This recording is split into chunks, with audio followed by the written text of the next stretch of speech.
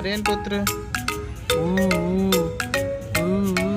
हाय दीदी बेटा, हे आर्यन पुत्र क्या करता बेटा, बेटा क्या देख रहे हो?